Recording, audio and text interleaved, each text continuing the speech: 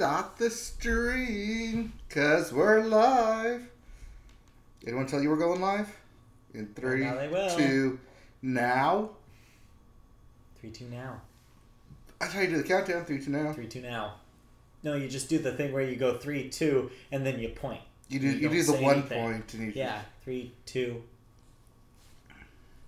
3, 2 point. 3, 2 point. Or you do the Disney point. Oh, yes. 2 fingers. 2 fingers. You have to do the Disney point. The 2 Disney fingers. Point? Yep. 2 fingers Disney point. It's Disney point. over here. It's that way. Where are the bathrooms? Yeah. So, excuse me, where are the bathrooms? Right over there around the corner. Disney point. Do they so what's the explanation of the Disney point? The explanation of the Disney point is that in certain cultures, as it is an international destination, certain cultures, pointing directly to something with 1 finger is an offensive gesture. Thus the 2-finger point. Has that ever been confirmed? Yes. Name those cultures.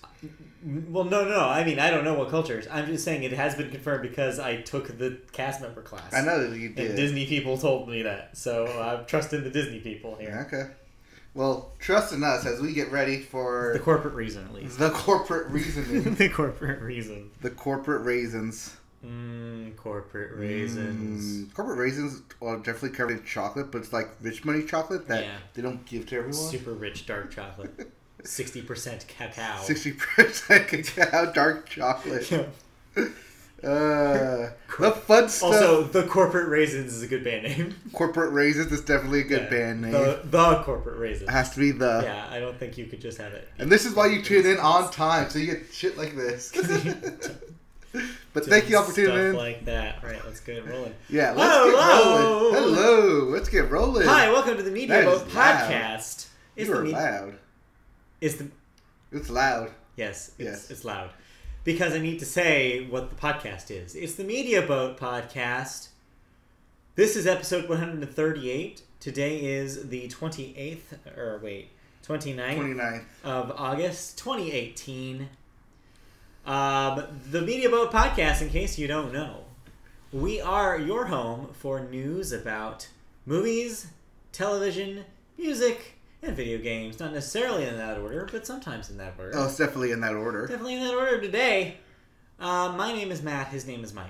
I'm Mike. He's Matt. We're covering the news of the past week. That's what we do. Yeah. News and thoughts and reviews, and as things happen, you're just gonna... All of the above. Punch your way over to us. All of those things. You know, if you don't want to like keep with it on a daily basis, we're your weekly wrap down. Wrap down, hang down? Wrap down?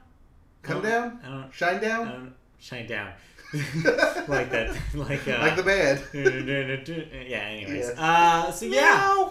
No, that's Collective Soul. Yes, that's Collective Not Soul. Shine Down. Not Shine Down. Different. Anyways. Anyway.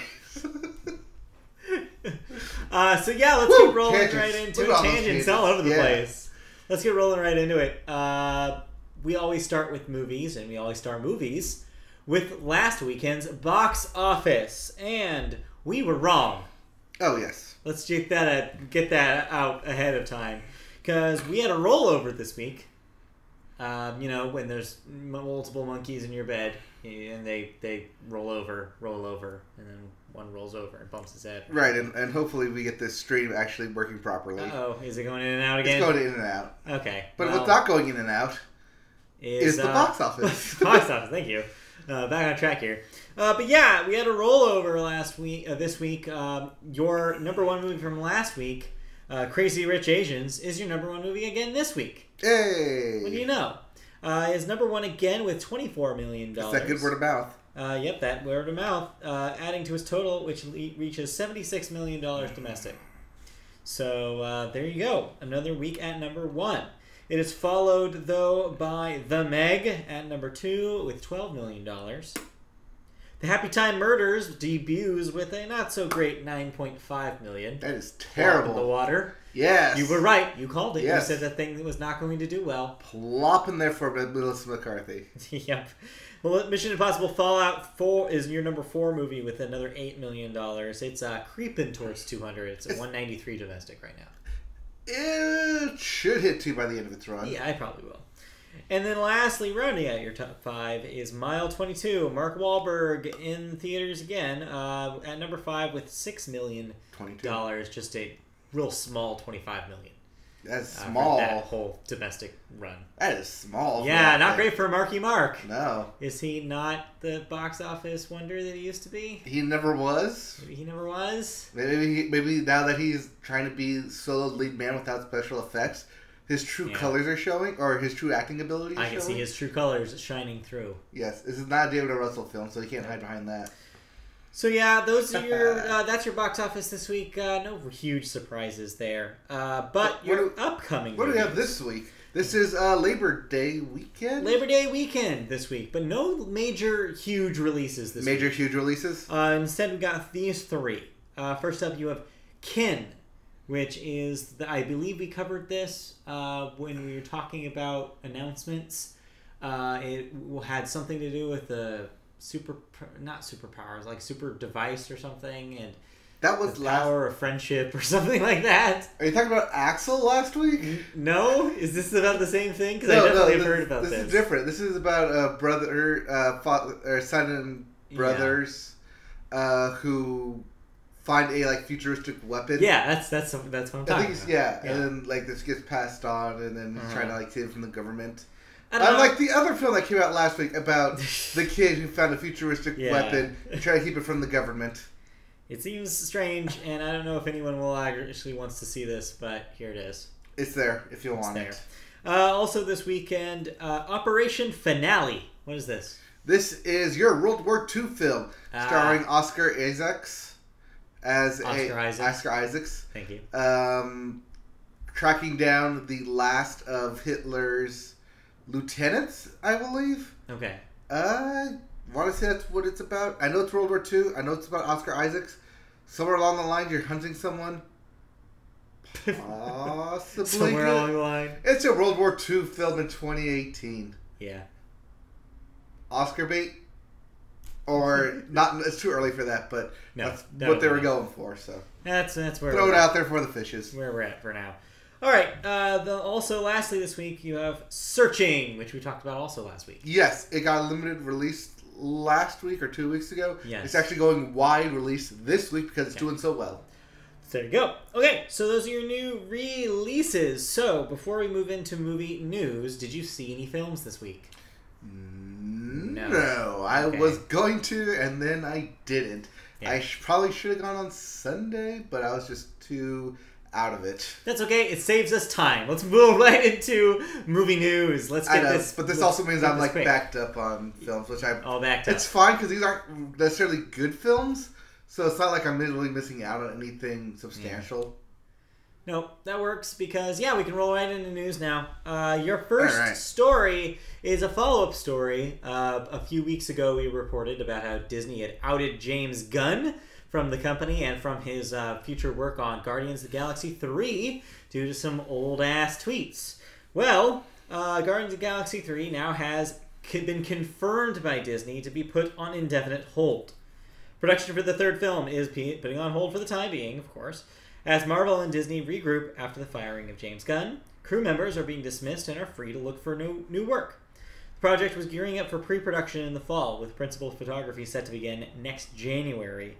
The timeline has been pushed out, says a Disney source, as there was never a set release date for Guardians 3 in the first place. No. Which is true. It's true. Marvel has these tentative release dates that they put out there, but they never attach to any specific project.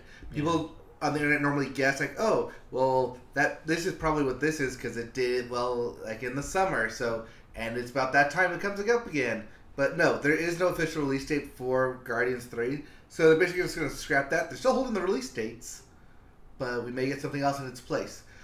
This also does give Disney time to, if they want to finish the story, because they left off with the hint of Adam Warlock coming, which is a big Marvel story, that they actually just offshoot that into just Adam Warlock's solo film if they wanted to at this point now. So there's options. There's options. What you're saying. Or they could wait for this whole thing to blow over, Marvel to come back next year with Infinity War being the biggest thing ever, or whatever they call it, and then just say, hey, by the way, Guardians 3 is now confirmed with James Gunn. Yeah. Just bring him back. They have plenty of options. This is not necessarily the end of Guardians 3, but For now, it is. But because it's Disney and Marvel, most likely it's not. It's just going to put on a hold. Okay. That's my 2 cents on it. I guess we'll find out. I mean, at this point, they've kind of already screwed the pooch in a lot of ways with the firing of James Gunn about this series. Right. It's like they either have to spin it off, like you're saying, is possibility, or they just bite the bullet and do something different with a third installment. But I don't know if people are gonna like it.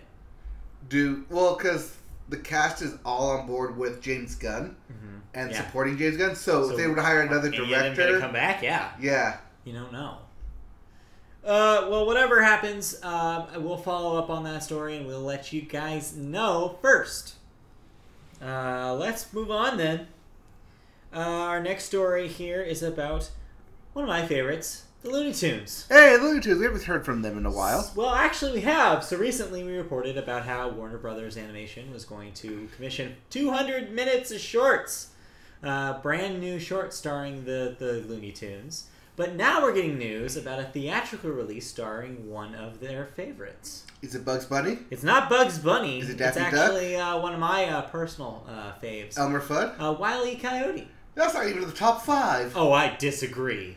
The Coyote and Roadrunner ones are always good. Well, it's a tandem combo. It's a 1-2 punch with them. Yeah, I those were some of my favorites. I think my favorites were probably like the Daffy Duck ones, and Roadrunner Coyote, because it's never not funny to watch him like fail by his own design. And I think smack into a wall, get crushed by a boulder, get blown up by dynamite. It's all great. And I think because all that possible slapstick comedy, the visual humor, the visual gags, I think that's probably why they went with him instead of the more high concept of anyone else. Yeah, maybe, because the project is going to be a theatrical released big screen movie. Ooh. So far we know that John and Josh Silverman, who I guess were running the sitcom Living Biblically.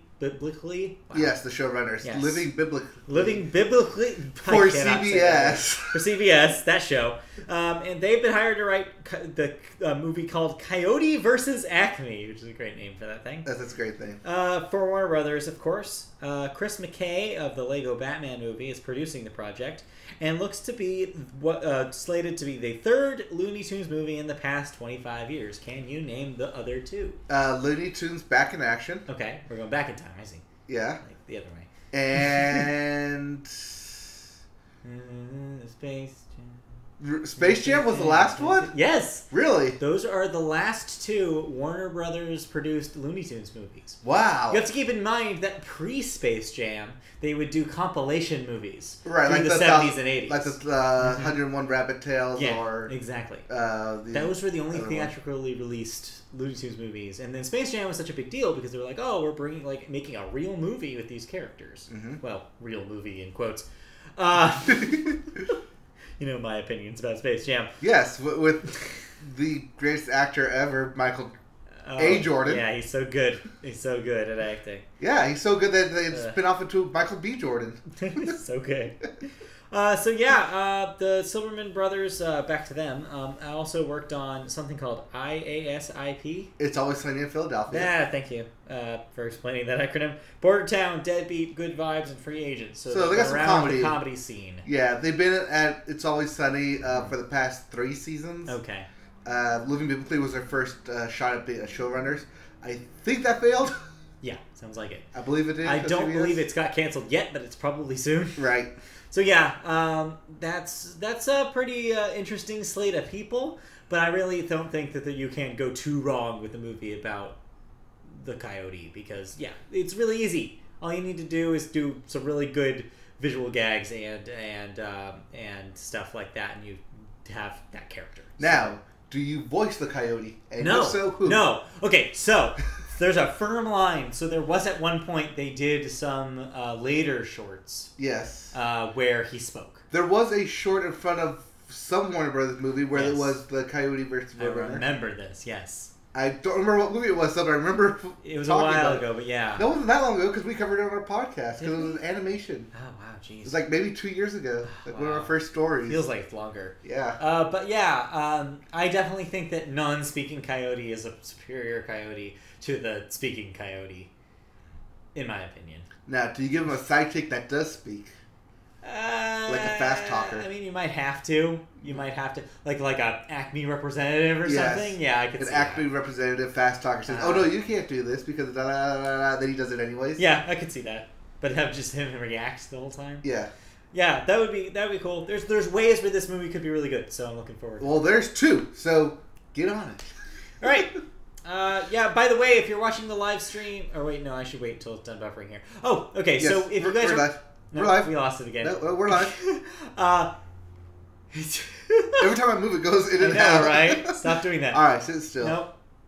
Okay, so I'm just going to wait until we get... Just go ahead. It's going good. I mean, we got the live. I'm trying to explain to them that we're having technical difficulties. Oh, yes. Once it comes back. But it's not coming For back. some reason, the live stream itself is like going boop, boop, boop, in and out. We're having... I'm just going to continue. Just go. All right. Because don't forget, this is also on a podcast form, which you can catch unedited, uncut, with all this motion in the ocean that we wave. Motion in the ocean. Yes, all these audio waves.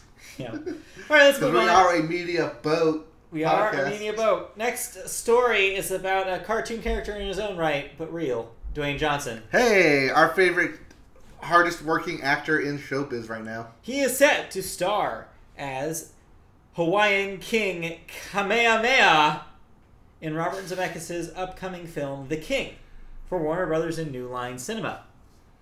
Okay, we're green again, so I'm just letting you know if you're watching the live stream, we are having technical difficulties. We apologize, but we'll be back soon. It's fine. No, it's still going. It's the same link, same live stream, so we're good. Yeah. But yeah, anyway, about King Kamehameha. So yes, the film The King is going to be based on a script from Randall Wallace, who wrote Braveheart, about the legendary king who was the first to unite the warring Hawaiian Islands, which fulfilled the prophecy that surrounded his fabled life since birth. The plan is to shoot the film in 2020, since Dwayne Johnson's $7 Productions will also be producing, and the fact that the actor is currently shooting Jungle Cruise for Disney in Atlanta.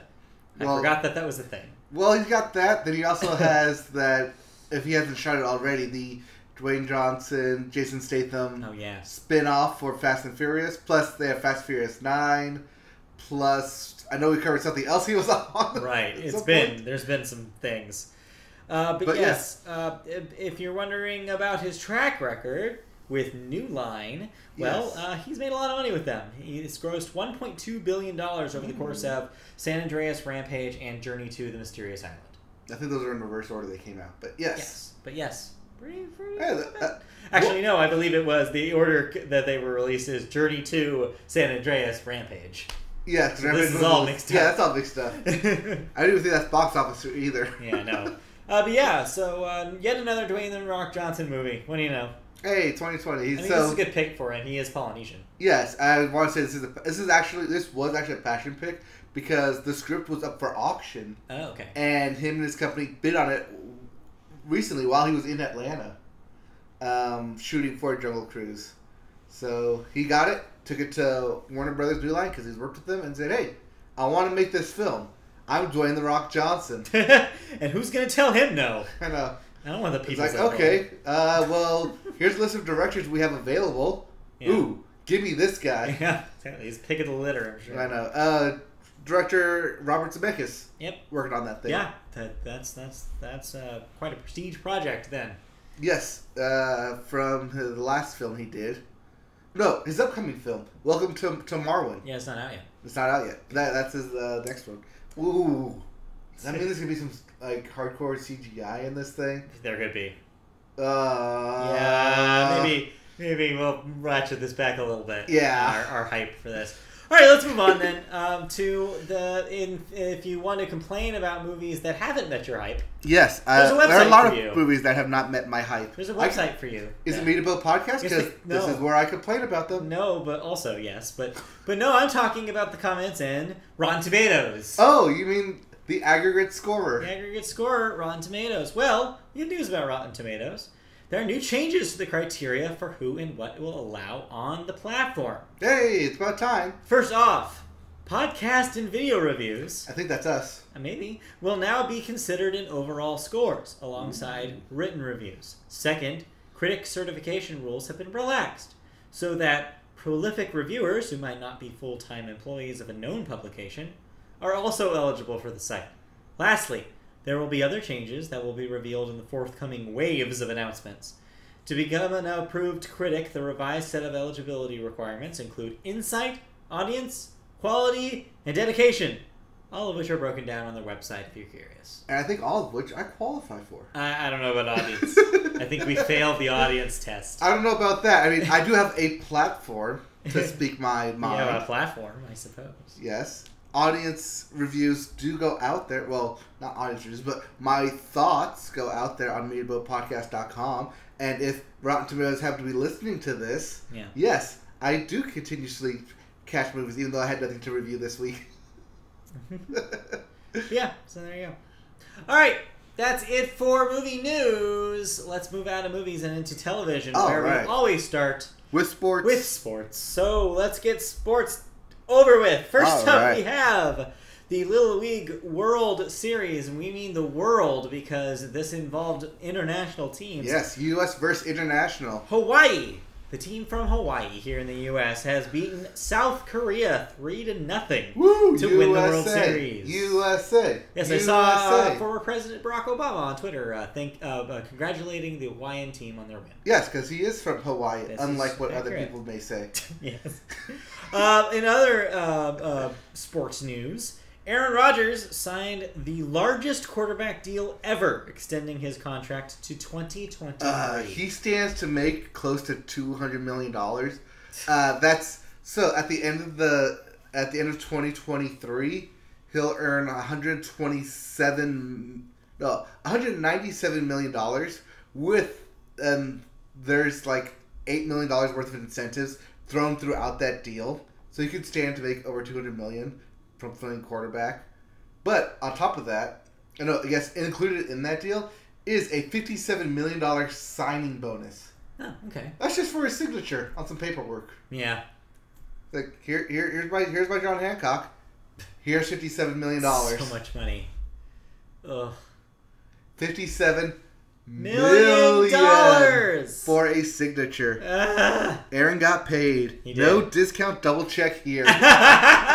Yeah, he double checked and there was no discount. He got all that money. Oh no, he got all that. He got all that and then some. Then lastly in sports we have the Baltimore Orioles mathematically eliminated from playoffs. Yes. So, not only are they last in the division, what happened to them? Not only just are they bad last this year. Not only are they last in the division, but if they were to somehow win out all the rest of their games and everyone else was to lose the rest of their games, they still wouldn't have enough games to qualify for the second wild card because there are that many more teams ahead of them. Wow. Now, granted, there's still about 45 games, 50 games left in the season still. Oh my god. And they've already been eliminated. That's ridiculous. They're the first team to go out. Boom. Well, knock them out. Then I apologize, all you Baltimore fans out there. Maybe next year. Or the year after that, probably. What a season. All right. Anything else in sports before we move on to television? Yes. This is the last week of preseason. Okay. Which means we're going to... Football preseason. Which means next week is going to be the season finale for Hard Knocks. Okay. With the Cleveland Browns. This also means that it will be your last week to get your fantasy drafts going. I know because I'm going to do mine on Saturday. Probably a good plan. My second one. My third one? Yeah. Second one on Saturday. I'm going to do the third one sometime next week. I got to get that going. But yes. And then there is also LeBron's new special. Because this is TV and sports. LeBron has a new special on HBO called The Barbershop? The Chair? The Town? I forget what it's called. But he's basically sitting around a barbershop talking to Snoop Dogg and Candace Parker. Okay. And just basically talking about everyone. About politics, about whatever the hell he wants. Sure, yeah, whatever. This is HBO special series. Yeah. But yeah, check it out. It's kind of interesting. I mean, it's just basically just a bunch of rich sports people talking about, politics and stuff. So, If that's interest to you. It is not. Okay. All right. Well, then that'll do it for sports then. Let's move on to television news proper. But the first one's not really television news. It's more like internet television news. Yeah. So, Twitch.tv is the website that people usually watch people play video games on. But every once in a while, they also do ridiculous marathon streams of television. In the past, they've done episodes of Doctor Who and Power Rangers. I think we covered the Power Ranger stuff. I think we remember did. You watched some of it, too. Yeah, it was fun. But this time, they're doing something that I think I might actually check out a little bit of. Is it something longer than either of those? Way longer. How long is it? They are streaming more than 900 plus episodes of Pokemon. So yes, of course, Pokemon television show, which has been airing in Japan and the US since about 97, so over 20 years now. Yeah. They will be airing every single episode in every single movie in the lineup. So, this includes all the way from the original first episode all the way to the end of the XYZ TV season. So everything before the Sun and Moon series. Right. They probably don't have any rights to that yet. No, they don't have the rights to that yet. It's still going on. But that's not all. They will also be screening the movies, as I mentioned. That's 16 different movies. It's basically everything except for the most recent... everything, all the movies except for 4, which are also rights issues. Those 4 are Pokemon Forever, Pokemon Heroes, Jirachi Wishmaker, and Destiny Deoxys. You know the reasons why they don't own those movies? Disney. Yes! Because those... Yeah, that's not a joke. It's actually Disney. That's actually 100% accurate. Those were the years where the Pokemon movies were distributed by then Disney company Miramax. Since then, the rights, after the Miramax whole explosion happened, right? They, I guess, still hold on to those distribution rights. I mean, technically, it's still under a Disney, but right. Yeah, everything else is from 4Kids. 4Kids Entertainment. So the 4Kids stuff ended up being folded back into Pokemon Company. Okay, so that's why they have Pokemon. rights to everything else. Right. The first 3 movies were technically distributed by Warner Brothers. Right. But I believe those folded back into the 4Kids stuff after that. It's really just these 4 movies that are weird, middle outliers. Except, so outside of maybe Pokemon Forever, yeah, the other 3 are just, hey, we have a new Pokemon we want to show off. Actually, you know what? I remember liking the 5th one, Heroes. Heroes? I kind of like that one because it's set in like their fake version of Venice. Was that the Latios and Latias? Latias and Latias. Okay, that one was actually good. That one. That one they was got actually like the good. kind of the villain ladies who are like kind of Team Rocket, but not really Team Rocket. Yeah.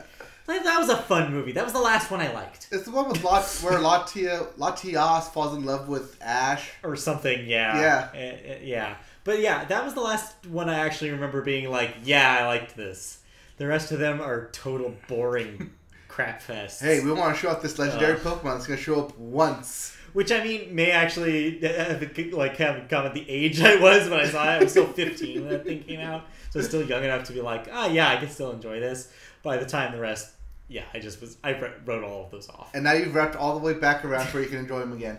Maybe. I don't know. I haven't rewatched that one in a long time. I have it on DVD. Hey! We could just pop that in if you wanted to rewatch Hey, that. we should be popping that thing in. Maybe. Anyways, but yes. So this marathon stream started on the 27th, so it's already in progress. Will continue well through probably into 2019 because of how much stuff they have to get through. Yeah, all that content. So check that out on Twitch if you're interested in Pokemon, and more Pokemon. Yeah, I mean, so just in general, there's 168 hours in a week, and there's over 900 30-minute episodes. Yeah, so there's a lot. So yeah, and movies. And movies. Movies each ranging from 90s. an hour to an hour and a half long. Yes. Yeah, it's a lot. Plus, it's also including the shorts premiere in front of them.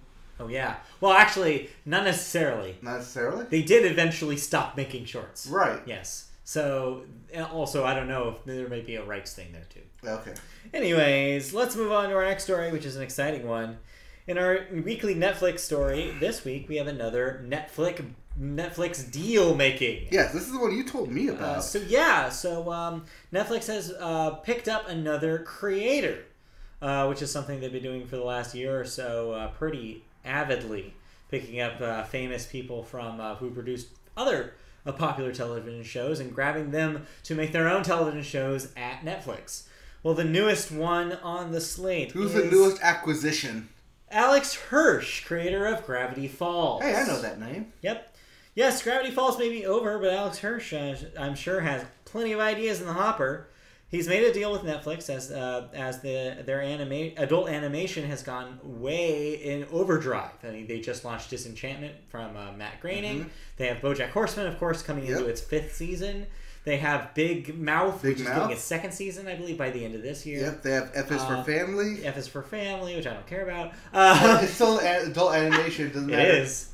Like plenty of shows. And more to come, including another one by one of the art directors on BoJack, the one with the talking parrot. Right. Yes. So yeah, there's plenty of stuff coming, and Alex Hirsch will develop his own new series for Netflix. I'm sure it'll be filled with a bunch of mysteries and side gags and other stuff. And references. Your assumption that he would take advantage of his more weird side on Netflix ended up being true. I follow him on Twitter, and he tweeted a screen cap from Gravity Falls of all the characters, like looking like all like mischievous, and he said, our face when we realized Netflix has no standards and practices department. And I was like, oh man, he's going to have so much fun. You thought Weirdmageddon was weird. Like, yeah, if you thought it was already kind of creepy and weird, just get ready. Yeah. He can be as creepy and weird as he wants. He gets a blank check to do whatever he wants now. So yeah, he is a little busy at the moment, though, as he is currently co-writing the upcoming Detective Pikachu movie. Speaking of Pokemon, everything wraps in this week. And he was also a contributor on this November Spider-Man Into the Spider-Verse. December release. December's. So that's the animated Spider-Man multiverse movie from Sony. Yes. So the weird one. So that's Miles good Morales news. one. What do you think he's gonna do? Weird stuff? I mean, could literally be anything. I mean, we know that he's friends with Justin Roiland, who does Rick and Morty. Yep. And you know how weird that gets, because that's Adult Swim basically uncensored. Yeah. Yeah. So it could literally be anything he wants. Yeah, it'll be really, really cool. I'm really excited to see what's in the hopper, but we probably won't know for probably at least 6 months. Probably 20. I would say we won't even have an announcement until next year, but I'm excited to see what he does. But yeah, I want some deep lore here. Yes. Give me all the lore. Give me the lore. Give me this new world I want to dive myself into already. Yep. That's not even been created yet. Yep. All the hype is here right now. Well, there's no such hype for the next story, which is... meanwhile, on ABC, they're still developing that Roseanne spinoff, The Connors. Why? Because a lot of people watched that Roseanne revival, and they had to cancel it, but people still are going to watch this. Just wait. All right. Question. Do you think there'll be more viewers now that Roseanne is canceled? I want to say that there'll be a lot of what they call car crash viewers, which is like where people just want to see what it is. Okay. I wouldn't be surprised if that's actually correct. I wouldn't be surprised if like the pilot episode of this thing is like sets ABC records. Well, what will they do for the pilot episode? Well, let's find out. So, the ABC revival without Roseanne will premiere later this year. John Goodman himself has confirmed that Roseanne's character will be dead, canonically, and gone from the beginning of the series. Ooh. So, the character is dead in that universe. Boom. Done. He also noted that the series' initial cancellation resulted in his depression. And that his character on the television show will also go through the same feelings as his TV wife is dead. Interesting angle. To have like his character kind of in mourning. It's a comedy, but mourning. I mean, the one that comes to mind is 8 Simple Rules, because John Ritter died, and they had to do like the family reacting. The family reacting for the first 2 episodes. I think this is potentially interesting because it could also involve them kind of grappling. They could maybe work in some of the real world stuff about actual Roseanne and have him and the family kind of grappling with that as well. I wonder how deeply they go that direction. That could be really interesting. Either that, or they bring in someone as like a moral check compass for the family to quote right. Yeah, then? I don't know. It's weird. Yeah, It's a weird line to walk because you don't want it to seem like too like we're going pandering, super left now, or you don't want it to be too obvious or too talking down to the audience. Right. No, never talk down to your audience. Yeah. So it's tricky. It's a tricky line to walk, but maybe they could do some sort of commentary on what actually happened. I don't know. Okay. But he did say, John Goodman also said one extra thing. He believes that Barr is, quote, not a racist, unquote. But the new show is set to debut this October. So we'll see. All right. How do you kill Roseanne? I mean, they already did it, so I'm sure it'll say, like, at the beginning of the first episode, what they did. I don't know. It could literally be anything. They could have her, like, get hit by a car. They could have had her fall down a well. I don't know. They could have had her, I don't know, run into a tiki torch at a Nazi rally. Anyways. What? Wow. Sorry. It's a television character. It's fictional. I can make it up. Literally be anything. Let your mind go wild. Wild. All right, back to reality. All right, let's move on. Our last story is a cool one if you're a college student. And you know I am. No, you're not. If you thought that it was a good deal that Spotify and Hulu were bundled for $5 a month for college students, well, do I have news for you? What? That bundle just got sweeter. Ooh, candy? No. Sweet? Showtime. Showtime? Showtime will be bundled alongside Hulu and Spotify for the very same charge. That is a total sum of Spotify's premium for students, Hulu's limited commercial plan, and a Showtime subscription. That would be $10, $8, and $11 respectively if they were normal priced, all for the low cost of $5 if you're a college student. So it's basically $20 worth of material. Yeah, for $5.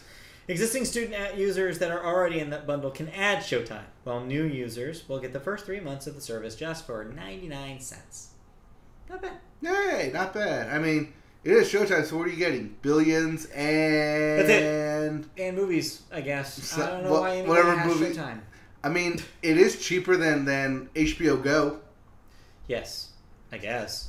But, So, I mean, yeah, I could see this as a play from Showtime trying to get more viewers. I mean, it's an easy way to backdoor yourself into Yeah. a number of subscribers who could possibly check you out. I mean, Ray Donovan's a hit on Showtime. Watch every episode of Weeds. I don't know. Dexter. Catch him on Dexter. Watch Dexter. Even though it sucks. Well, But- well, no. One, all the seasons are on Netflix. Yeah. Yeah, so... Yeah, that... just don't watch the last season. Yeah, just don't. Yeah. But, I mean... Yeah. I mean, it's a good way to up Showtime's numbers of viewers. Yeah. It's probably all this is. Or just to say, like, hey, we have all these possible viewers to advertisers. It's like, yeah, but there's also Hulu numbers.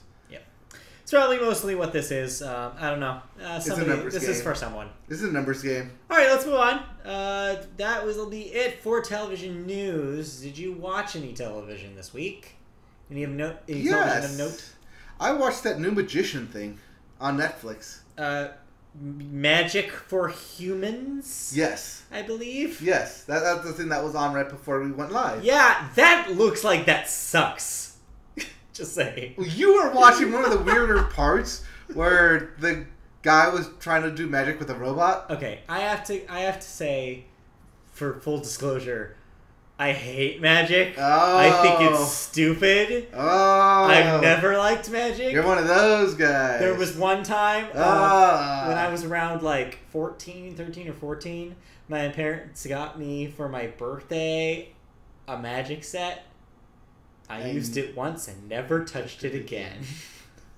I was like, I am not interested in any of this. I don't want to spend time practicing any of these tricks. Who am I going to show these tricks? It nothing to me.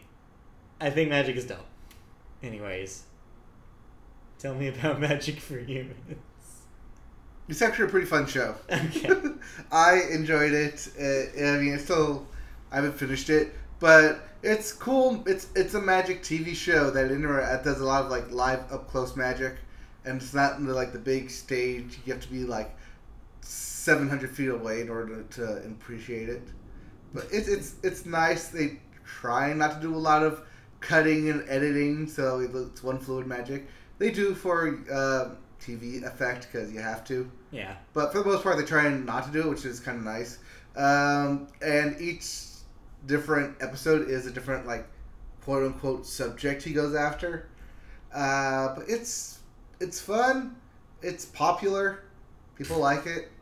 It's magic. It's But it's not like, magic. but it's also not like Chris Angel Mind Freak where you're gonna be like grossed out over it. No.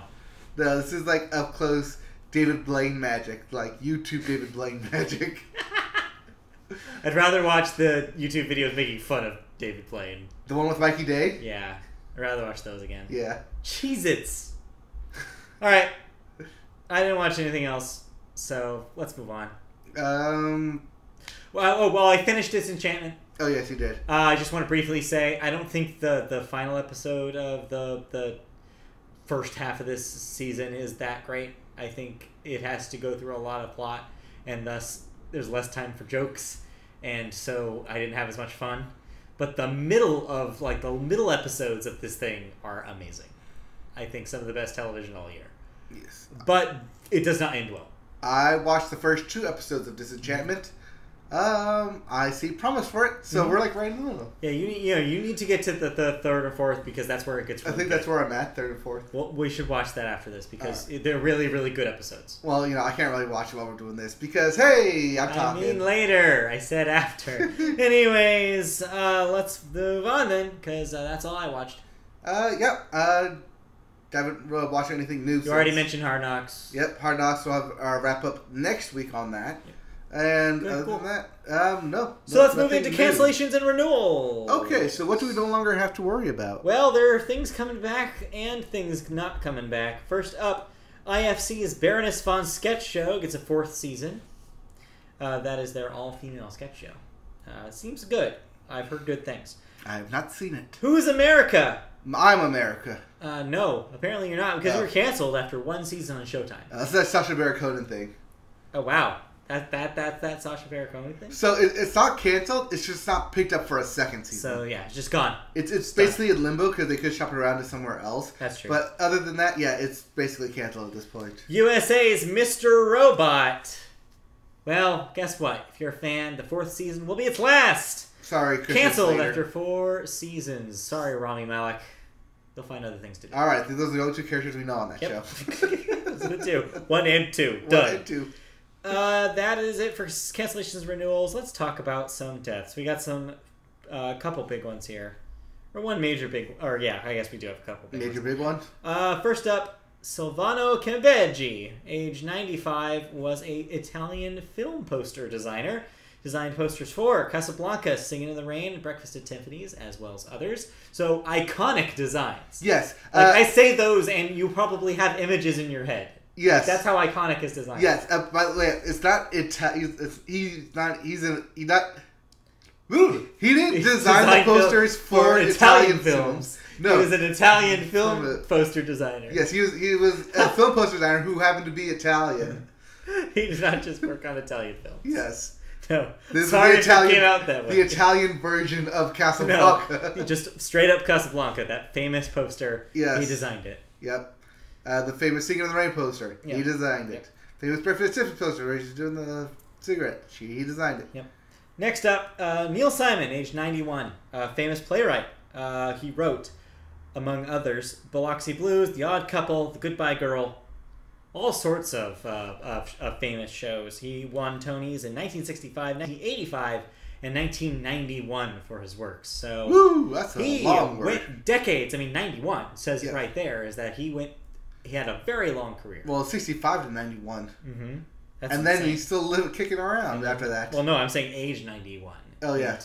You should see right.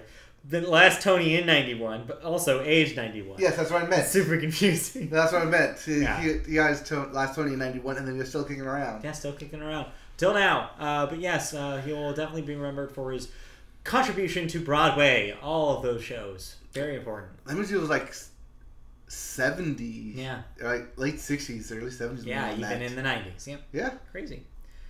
Hey, so there's still time for me to win a Tony. Next one, former senator and former presidential candidate John McCain, age 81. Yes. I'm doing this because I have to. He was a member of the U.S. Senate, of course, since 1987. He was a POW. He was, of course, in 2008 up for the Republican nomination for president, alongside, The guy who won? No, I meant like his running mate. Oh. The governess. Yeah, Tina Fey. Yes, along with Tina Fey. Yeah, along with Vice President Tina Fey. Sarah Palin, we'll say it. Yeah, Sarah Palin. I was just, there's things I could say. Matt, stop irking. Stop irking. Not personally a fan. That's how I'll leave it. Stop irking. Gosh. Irking. Anyways. Lastly, Leonard Skinner guitarist Ed King, age 68. Leonard Skinner. He actually wrote Sweet Home Alabama. Oh, well, there you go. Yeah. All right, well, let's use that music segue into our music segment of the podcast. Sweet Home Alice segment. And we always start music with the Billboard charts. All right. Who's on top? Is it Drake? On top? No, it's not Drake. It is Ariana Grande. It is. Well, we'll get there. Give me some sweetener. First up, we actually have singles. Your Hot 100 list, which is your singles chart. Number 1 song in the country is still In My Feelings by Drake. There's Drake. Number 2 is Girls Like You, Maroon 5. Like Number 3, I Like It, Cardi B. Number 4, Fifi by 6ix9ine. And number 5, Better Now by Post Malone. If it sounds like that hasn't moved in 2 weeks, that's because it hasn't. However, what has your albums chart is indeed a shakeup this week. Give me Sweetener. Yep, number 1 album in the world or the country right now is Sweetener by Ariana Grande. I bet she's dancing all over Nicki Minaj's second place. Or Pete Davidson. She's dancing all over Pete Davidson as we speak. Number 2, Astro World, Travis Scott, moved down a notch. Queen by Nicki Minaj moves down to number 3. Scorpion by Drake is hanging on to 4. And number 5, Beer Bongs and Bentleys by Post Malone. Hey, it's still there. I thought it'd be gone. Although, notably, number 6 and 7. Number 6 is the 30 Greatest Hits by Aretha Franklin after her death. Yep, got that. And number 7, I just thought you would like to know, All of It by Cole Swindell. Cole Swindell! Made the top 10, just barely. Well, number 1 country album, then. Number 1 country album by Cole. But yeah, Swindell. So those are your Billboard charts. Upcoming releases this week. This is another week where there's something for everybody. All right, what do we got? Aaron Lee Tasjan with Karma for Cheap. Sure is. Alkaline Trio with Is This Thing Cursed? It might be, but I'll listen to it. Maybe. Amos Lee with My New Moon. Mm-hmm. Anna Calvi with Hunter. Iron and Wine with Weed Garen. Mass Gothic. Weed Garden. You missed the D. I missed the D. Weed Garden. Mass Gothic with I've Tortured You Long Enough. Megan Trainor with Treat Myself. Hey, Megan Trainor for all you pop fans. Menace Beach with Black Rainbow Sound. Muncie Girls with Fixed Ideals. The Pineapple Thief with Dissolution. That's a great name. The Pineapple Thief. Troy Sivan with Bloom. Wild Nothing with Indigo. And also, you don't have this, but I'll add this in my pick of the week. Saint Seneca with their new record, Pillar of Nah. So, all those are coming out. Yeah, that wasn't on my list that I saw. Well, it's on mine. It's on your watch list. It's on my watch list. Moving on Our listen list. Music news. Okay. First up, suicide prevention. Don't do it. That's our suicide prevention? No, we do want people to do suicide prevention. Yes, don't do suicide. Suicide prevention campaign. Their famous members of many bands have joined the I'm Listening Mental Health and Suicide Prevention campaign. These include members of Pearl Jam, Linkin Park, and the Stone Temple Pilots. Obvious reasons for 2 out of 3 of those. The second annual I'm Listening campaign is set to take place on September 9th in the U.S., with a 2-hour broadcast on television to help kick off the National Suicide Prevention Week. In addition to Olympic swimmer Michael Phelps and NFL player Barrett Robbins, the campaign will also feature members of Third Eye Blind, Nothing But Thieves, and Hailstrom, as well as Alessia Cara, BB Rexa, and 30 Seconds to Mars' Jared Leto. It's Academy Award winning Jared Leto will be there. So there you go. All right. I hope they raise some money because that's a great cause. Yeah. They did it last year following the death of Chester Bennington. Right. And I think that's actually what kicked it off. Yeah, I think you're right. So this is kind of the second annual, I guess you could call it. Right, but I believe they did raise a lot of money last year. We covered it, right? Yeah, I believe we did. I think we did talk about that. Yeah. But yeah, great. I really hope this, of course, increases the volume on the cause because it's a very important cause. We've talked about multiple times on this podcast. So yeah, this is good. All right. I'm trying to think if that's when that 1-800 number song premiered. It was around the same time. Yeah. That was a hit around that time. Right, because that was the suicide prevention number. Right, yeah, it was. But yeah. So, definitely check that out on September 9th. September 9th. Yeah. All right. 9/9. Let's move on to our next story. 9/9. 9/9. Next story is about famous Michael Jackson. Michael Jackson. Is he still making music? Kind of. Sony Music has conceded in court that they released 3 fake tracks sung by an impersonator. That's not good. On his first posthumous album, Michael, in 2010. The 3 songs were Breaking News, Keep Your Head Up, and Monster. Eddie Cascio and his production company, Angelicson Productions, LLC, claim that these songs were recorded in Cascio's New Jersey basement in 2007, but failed to provide any concrete evidence to support it. Sony Music's lawyer has released a statement denying that they conceded the vocals to be fake, which doesn't make any sense. You can't say one thing in court and then have a press release say something else. So what they said was that, yes, the initial bass track is Michael Jackson, but they brought in backup vocals to enhance it, and then they also produced over it. So while the original vocals are still Michael Jackson and it's still Michael Jackson's song, they just did a lot to it in order to make it not a Michael Jackson song, and that's what the courts are arguing. Sorry, I was giggling at myself because I found some Taco Bell cheese in my shirt. Oh, why? Taco Bell cheese shirt. Taco Bell cheese is my shirt. I don't know. Anyways, I'm glad the stream was active for that. Yeah, yes, that's what we want to hear. That's what we want to see. Just you digging around your chest finding hair. cheese in my shirt. No, I was gonna say I read a brief article about this story today. And it was basically saying that Sony was basically admitting is like, yeah, we're basically like we're allowing posthumous releases to use voices that aren't Michael Jackson, and that this is pretty much opening the door in the future for other people to do this. Right. Well, they're claiming artistic freedom, or artistic liberties by doing this, but weird, right? That's definitely a gray area. The subject of a posthumous release is kind of gray in the first place. Is like, are these finished tracks? Are these like half-done tracks?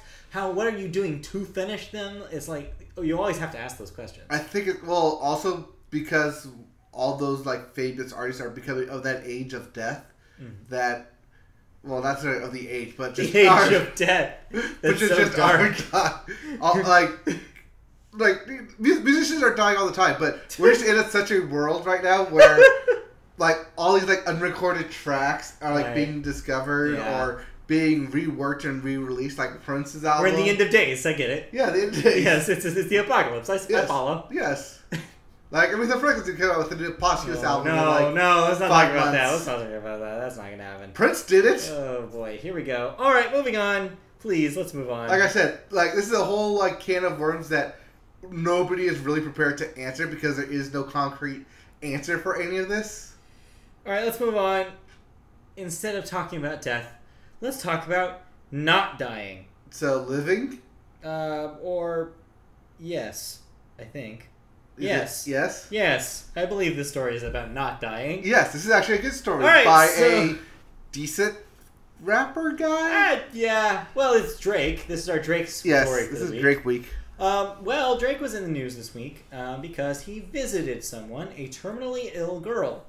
She had successfully undergone heart surgery just days after a visit from Drake. The 11-year-old had been diagnosed with cardiomyopathy.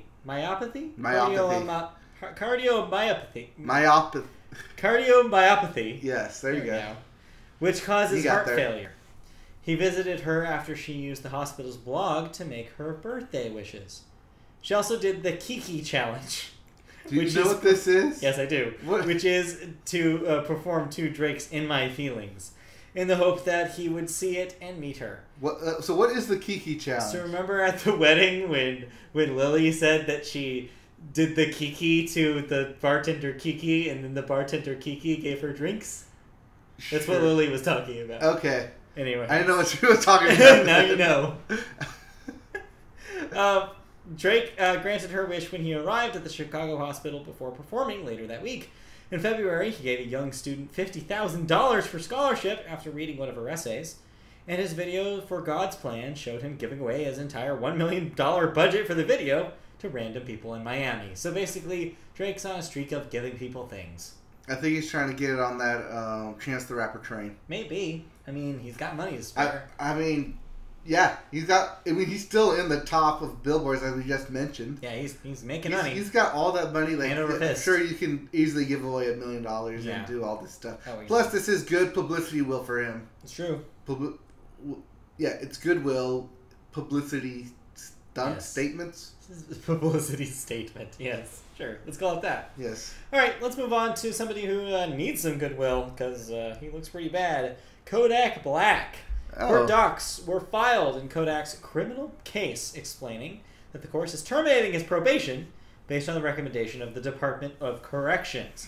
If you're wondering what happened to Kodak Black, back in April, the rapper was sentenced to 1 year in county jail, even though he was facing up to 12 years behind bars.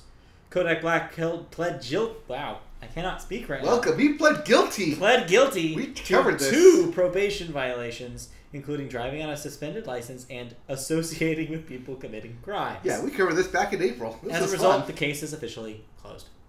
Yes. So yes, Will not be released he's on done. probation. He's covered his probationary period. Yeah.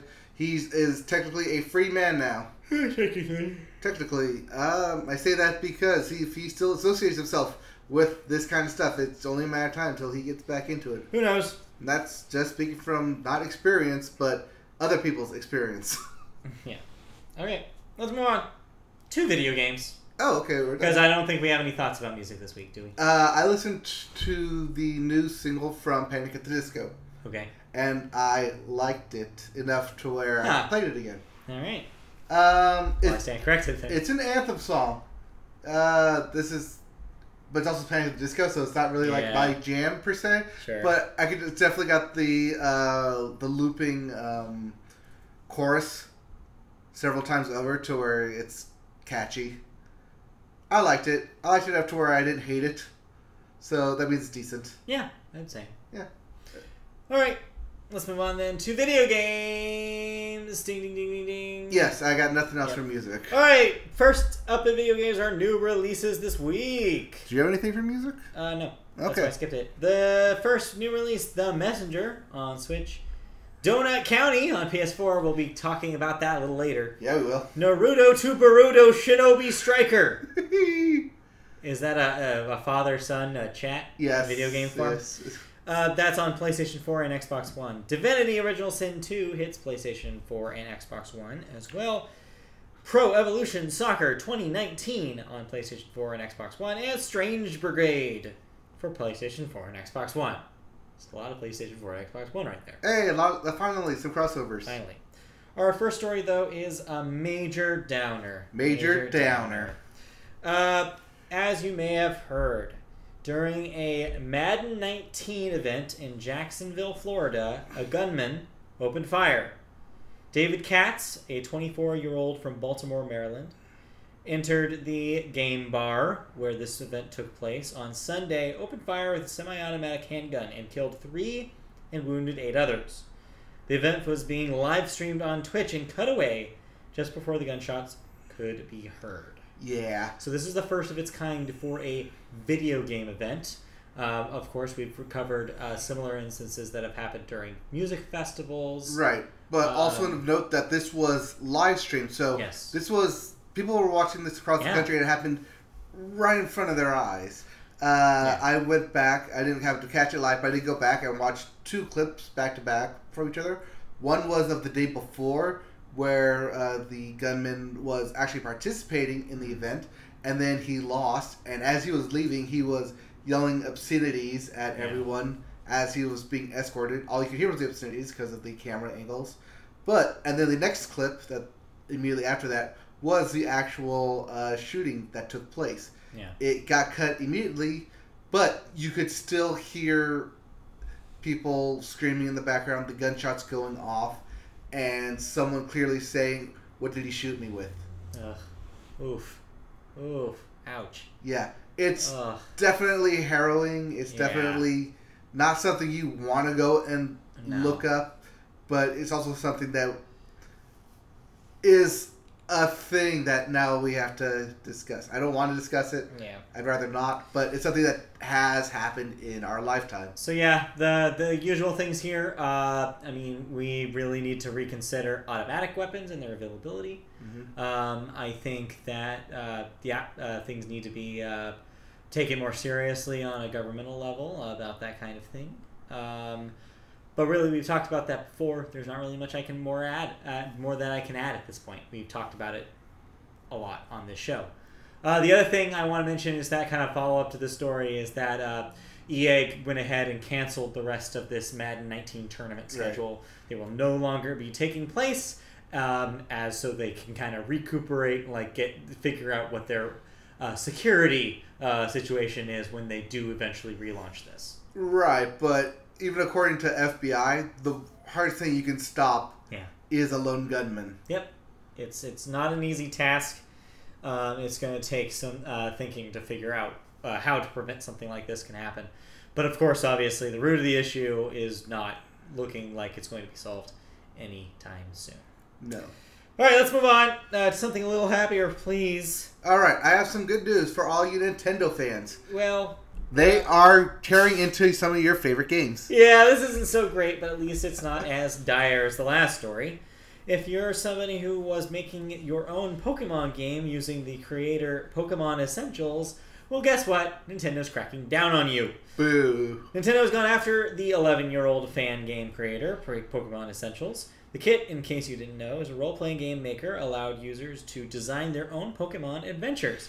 The size used full tile sets, maps, music, and sprites from the official games, just ripped straight from them, as well as all the classic mechanics required to basically make a Pokemon game, catch and collect. It was used to create popular fan game Pokemon Uranium, which I have actually heard of, which was shut down 2 years ago following a reported copyright notice takedown from we Nintendo. covered that. Yes, we did.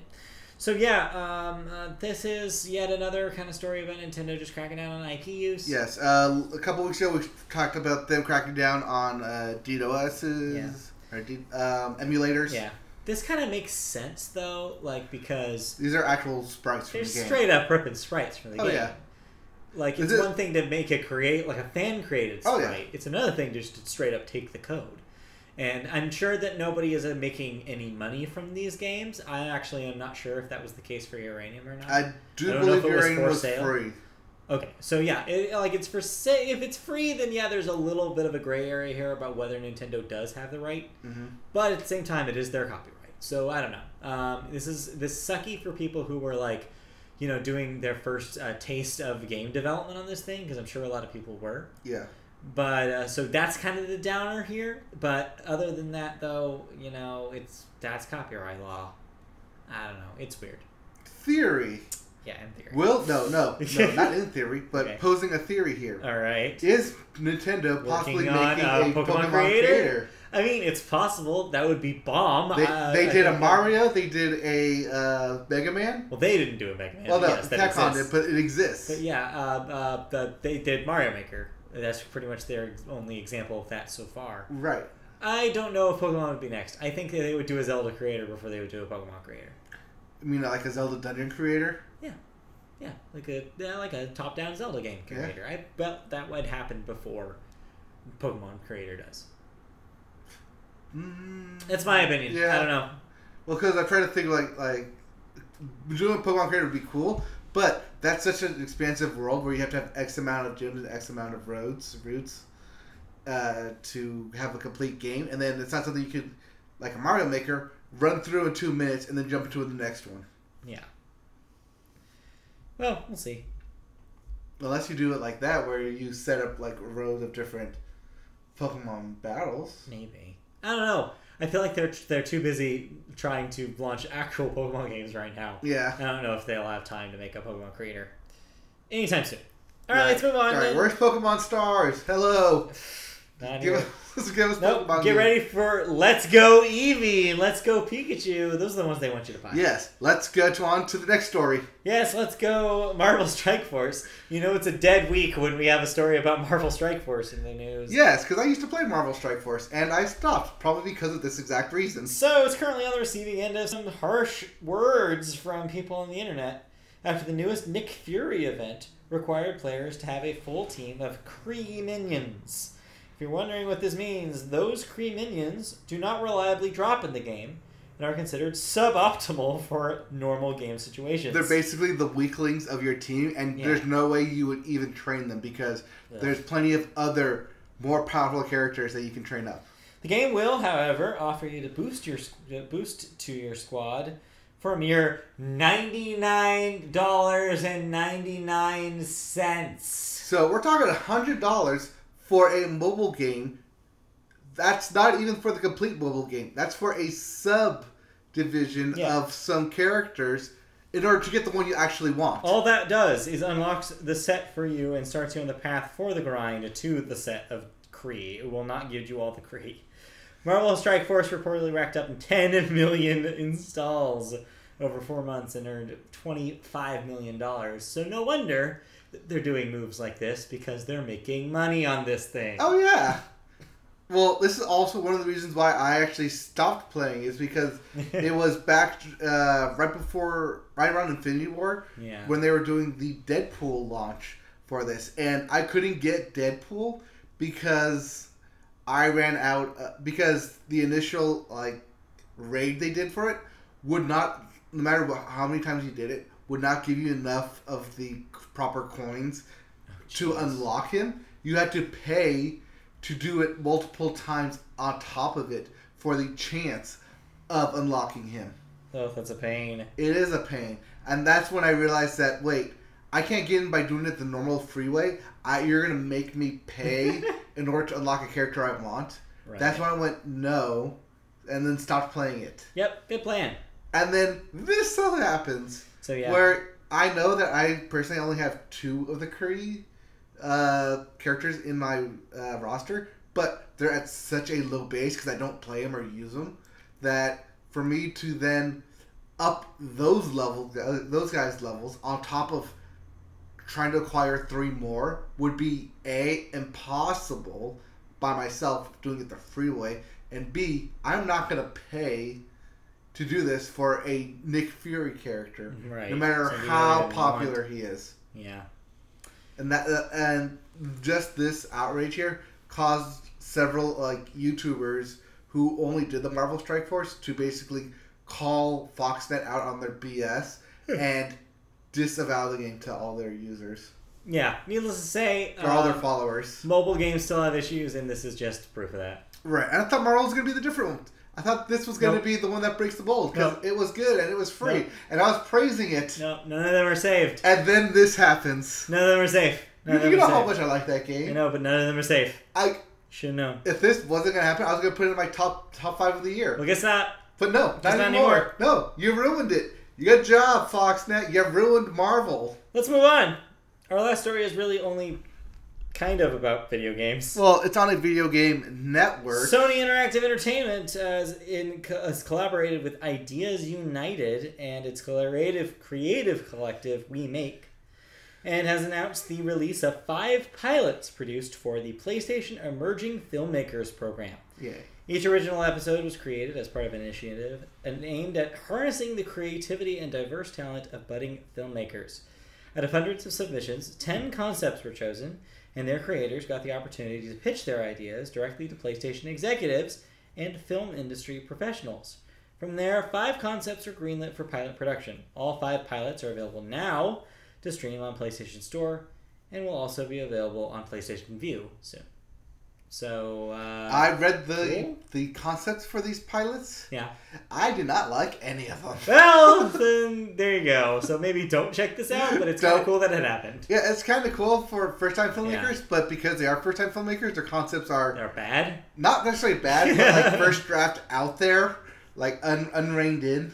Yeah, sounds like. Yeah, like I think 2 of them revolve around like spy families. One of them is about a filmmaker who's trying to trash someone else's film at a competition. One other one was about a music related one. It was just all like all 5 were all over the place, and none of them sounded any remotely interesting to me. Mm. To where I was like, no, thank you. Yeah, no thanks. No. All right. But hey, I mean, good for Sony on doing this and actually following through with it, and not like canning it or putting it off to the side, like saying, "Hey, right, it's over there." Yeah, good for them. Yeah, but it's on their network if you want to check it out. Check them out; they're there. Yeah. All right. Well, that is it for video game news, which means we now get to talk about video games we played this week. All right. First up, we'll start in chronological order. So you first played the new game plus of God of War. Yes. So, you know how I was saying God of War needs something more for me to get back into it? Well, it did. Well, it did. It came up with the new new game plus, and I enjoy it. Yeah. Well, one, because it's God of War, and that story is great. That story is solid. But also the ability to skip scenes works. It's cool. It's actually fast in the loading screen time too.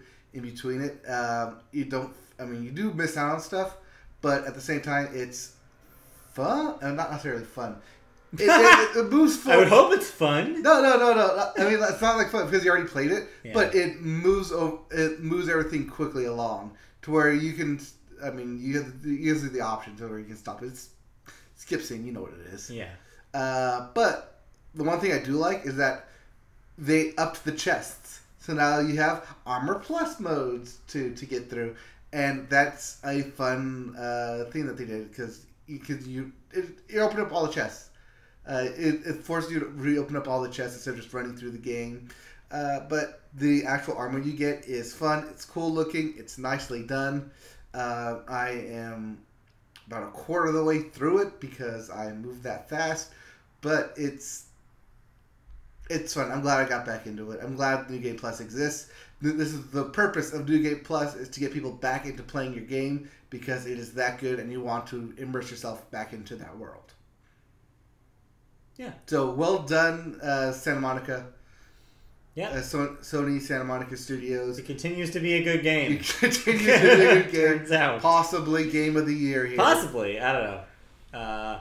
We have to talk about another potential Game of the Year contender. Oh, really? Wow. Okay, so double Game of the Year contenders here on episode 197. I don't know how serious I am yet. I did just play it for the first time today. And you beat it. And we finished it. We Yes. both have finished this game. We played Donut County. To do what now? We played the Donut County. Oh, I love some donuts. I love donuts as well. And I love Donut County. Yes, you do. You were laughing through that. It's hilarious. So, Donut County is kind of, I guess you could call it an indie game. It's an indie game. It's by Annapurna Interactive. Yep. Yes, that Annapurna from the film, people. Yes. So, Donut County is on PlayStation 4, and it is... So, how do I put this? It's like... Have you ever played a Katamari Damacy? Not in a long time, but yes. But think of Katamari Damacy, except rolling stuff up. Instead of rolling stuff up, you are a hole, and things are falling in you. Hey! It's that. Basically, the mechanic is very similar, where you start out dropping small things down you, and then every small thing you drop makes your hole bigger. I'm trying to put this in a way that doesn't sound sexual. So it's my stomach. Kind of, yes. The more you eat, the bigger your stomach gets. Well, in this case, the more the hole eats, the bigger the hole gets. And your hole just keeps getting bigger and able to absorb bigger things. I see where the sexual is there. I know. So you'll start out like doing getting plants, and by the end of the level, you'll be absorbing entire houses. And mountains. Yeah, and mountains and rock formations. Billboards and and farms. trees. It's like stuff like that. So it's that basic kind of gameplay divided into levels with a fun, whimsical story to connect everything. And by whimsical, we mean whimsical because you're talking to animals. You're in a town full of animals. You mainly are dealing with a human and a raccoon, as the raccoons slowly take over your city via the use of holes under the guise of a donut shop. The story goes some interesting places. The characters are a lot of fun. You get to meet each of the kind of like the neighbors in the community. Each have a unique personality, and just the dialogue's really funny and well written. I've seen the dude who created this game. I've seen his tweets on Twitter before, and he's a funny dude. Espinosa? Ben Esposito. Esposito. Yeah, he knows some people that I follow on Twitter. I should follow him, actually. He's pretty cool. Hey, you gotta follow back. I gotta follow him. No, he's not gonna follow me. But yeah. Hey, we're talking about his game, though. A lot of people are probably talking about his game right now. But yeah, it's a really witty script. The characters are fun. The look of it is really cool and stylized. I thought it's kind of got like a cel shady kind of cartoony look to it. Where it's got a Firewatch look. But even more so, where there's no textures on the characters really. It's just that they don't really have faces. It's just these animals or this person, and they're just very, very clean, very polygonal kind of look to it. Mm-hmm. The music is cool. There's a unique track for each of the levels. It's like does really interesting things. It matches the vibe of the game really well. And yeah, the gameplay evolves in a really cool way. It starts out very, very simple, and then as the game progresses, you find out there's cool tricks you can do with your hole. Like if you absorb fire, you can make smoke come out of your hole. And there's no way to talk about this game without it sounding dirty. You can put corn in your hole. You put corn in your hole and heat that up, and then popcorn comes out of your hole. Yes. You can put rabbits in your hole. You can put rabbits in your hole, and the rabbits will fuck in your hole. And they'll make more rabbits in your hole. Hey. Do you want rabbits to fuck in your hole? Yes, I do. Then play Donut County. It's amazing. You cracked. You got there. Speaking of cracks, you can put an egg in your hole. You can put an egg in your hole. I don't know. Put whatever you want in your hole. And then it all kind of escalates to the coolest thing, in my opinion, the last couple levels. The boss fight. It turns into I almost said real video game, but that's kind of mean. A traditional. You know what I mean? It gets into video game tropes towards the end of it, a little more than I thought they were going to, and it's hilarious. They do really, really great set piece style design in those levels that are just amazing. It's a fun environment. It's easily probably the most I've laughed in a video game since last year's Night in the Woods. You liked the individual comments. Yes, one of the best things about this game is that the Trashopedia. Everything, just like Katamari, everything that you collect is chronicled in a encyclopedia of things, and they have written a comment for each and every thing, and they are hilarious. I don't even want to spoil them for you. You need to read them because they're really, really funny. And go through all of them. Yes. Because you'll be rewarded. Speaking of being rewarded, yes. That is my one gripe about this game. Yeah. I talked to you about this off podcast, but if you are a completionist like me, who wants to get a platinum trophy like me? And it's easy because there's only like 10 of them like me. No, there's only one of me. But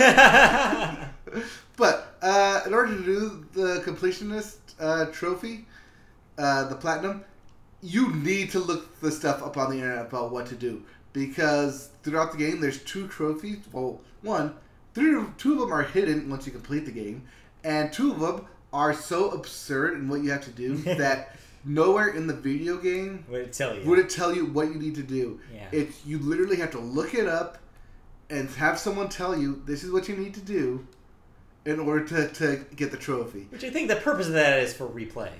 Like, it's so that you don't get everything necessarily the first round. It wants you to go back to level select. It'll be like, well, I wonder if I missed anything if I tried this. Because one of the things I noticed in those comments in the items, there's a couple of comments that actually say, hey, maybe you should try this. In the towards the end of the game in the lab level, it says, oh, this book, you should try left, down, grab.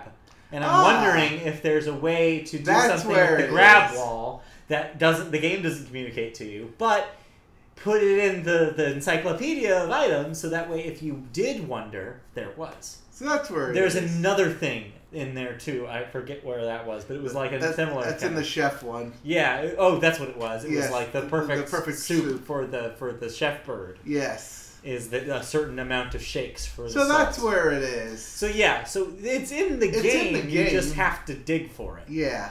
Which is, I think, is smart design. It is smart design. So yeah, it's definitely. But there are two that are hidden that you still need to look up. It's definitely a game that wants you to replay the levels. Yeah. And I definitely will go back to replay some of the levels, not just to get those trophies, but also because they're just dang fun, man. That game is so much fun. Yeah, it is. It's a lot of fun. It's a very simple, deceivingly simple almost premise, and it's one of my favorite things about it is up until the very end, it is stress-free. There's no time limit to these levels. Mm-hmm. There is nothing attacking you. You can literally take as much time as you want to solve the puzzles that it presents to you. And I love that. More games need that. Sometimes I don't want a time limit. Sometimes I don't want enemies attacking me constantly. I know that makes me sound like an old man, but that's just what I want from video games these days. The vibe of it in that way reminded me a lot of Gone Home. And it's also similar to Gone Home in a way where it's only about 2 hours long. So it's not a huge time investment. It's chill, and you can kind of take your time with it. And it doesn't get very video gamey until the end of it, just like Gone Home. So yeah, it's I think it's a really, really cool game that if you're not like super like into, oh, I need this to be super challenging. For example, if you're burnt out on God of War, here's a palate cleanser. Oh yeah. Yes. If you don't want any of like the hardcore action deep lore games, here's a simple one. Plus, it's only like $10 or it's $13. It's $12.99. Yeah, it's $12.99, which I think is worth it, especially if you're someone like me who will use this in the future as, you know what, I'm just gonna play a level of Donna County to chill out. Mm-hmm. It's fun. I love the world that it presents, and I already want something else in this world. I want to learn more about these characters. I want to live with these characters for a little longer. Also, just something I want to pop in there. I don't know if you noticed this. The game also manages somehow to put in actual moral lessons. Oh, not once, but twice. One about friendship, and lastly, the whole thing's kind of a metaphor for gentrification. And it's kind of amazing that I didn't realize that until the very end. And it's kind of great. So the game definitely has a message too, which is great for something so silly on the surface. It does have something it's trying to say. Yeah, it's silly. Yeah. But it's fun. Yeah, it doesn't take itself too seriously, which is good. Yeah. But at the same time, there's a certain charm about it.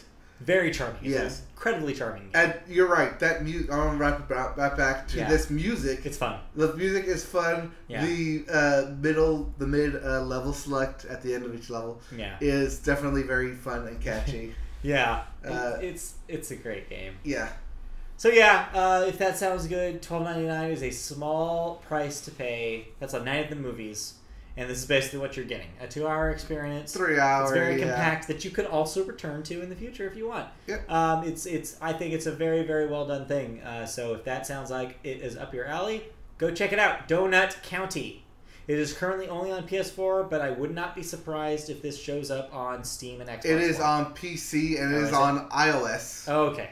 Got it. But that is it. I noticed that. I wouldn't be surprised if this got an Xbox One port maybe later this year. I think like this is a no-brainer for Switch. This is a no-brainer for Switch. Yeah, so especially with the touchscreen ability, this is a no-brainer. I wouldn't be surprised though if the reasoning is probably because it's a smaller team. Maybe. And so maybe you it's can't not really port it easily. Yeah, it's not as easy as, hey, why don't you port it? Well, because we can only afford a PlayStation team. We can't afford Xbox or I was being Microsoft facetious. I obviously know that it's harder than that. No, I know. Anyway. I know it was harder than that. I'm just trying to play it off. Yeah. But hey, Speaking of playing it off, are you gonna play me off right now? that's all we played. Oh, So yeah. that's it for the Media Boat Podcast this week. I did play 2 mobile games, but that's they're not old good. and they don't care, Yeah, and they're not new. They're not new. They're not new. They're dumb time wasters. So let's move on. So I'm not going to mention it. So that's it then for video games, and that is it for the Media Boat Podcast. We did All a right. quick one this week, just an hour and change. All right, play me off. Plug me in. All right, let's wrap it up. This was the Media Boat Podcast. If you want to see us live, where hopefully we don't have as many technical issues, we will be back next Wednesday at 8 p.m. Pacific on our YouTube channel. All you have to do is go to youtube.com and type in the search Media Boat Podcast, and you'll find our channel. You can subscribe and get notifications when we go live. It's really cool like that. If you want to hear the audio version of our podcast, we're on Apple Podcasts under Media Boat Podcast, as well as any RSS feed-driven podcast catcher of your choice.